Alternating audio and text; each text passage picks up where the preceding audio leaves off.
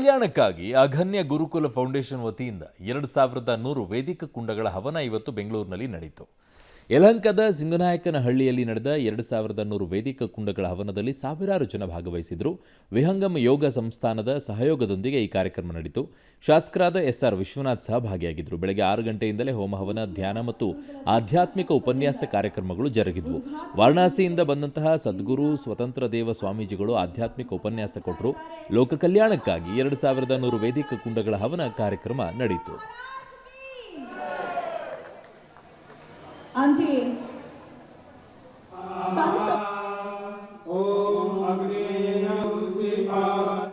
ಇವತ್ತು ವಿಹಂಗಮ ಯೋಗದ ವತಿಯಿಂದ ವಾರಣಾಸಿಯಿಂದ ಬಂದಿರತಕ್ಕಂಥ ಸದ್ಗುರು ಸ್ವತಂತ್ರ ಸ್ವಾಮೀಜಿಗಳು, ಸದ್ಗುರು ವಿಜ್ಞಾನ ಸ್ವಾಮೀಜಿಗಳು, ಇವರು ನಮ್ಮ ಪುರಾತನವಾದಂಥ ಸನಾತನ ಹಿಂದೂ ಧರ್ಮದ ಅಂಗವಾಗಿರ್ತಕ್ಕಂಥ ಧ್ಯಾನ ಮತ್ತು ಯಜ್ಞವನ್ನ ನಮ್ಮ ಯಲಹಂಕ ವಿಧಾನಸಭಾ ಕ್ಷೇತ್ರದ ನಮ್ಮ ಸ್ವಗ್ರಾಮ ಸಿಂಗನಾಯಕನಹಳ್ಳಿಯಲ್ಲಿ ಹಮ್ಮಿಕೊಬೇಕು ಅಂತೇಳಿ ಸುಮಾರು 2100 ಹೋಮ ಕುಂಡಗಳನ್ನು ಹಾಕಿ ಇದು ಲೋಕ ಕಲ್ಯಾಣಾರ್ಥವಾಗಿ ಮಾಡಿರ್ತಕ್ಕಂಥ ಒಂದು ಯಜ್ಞ.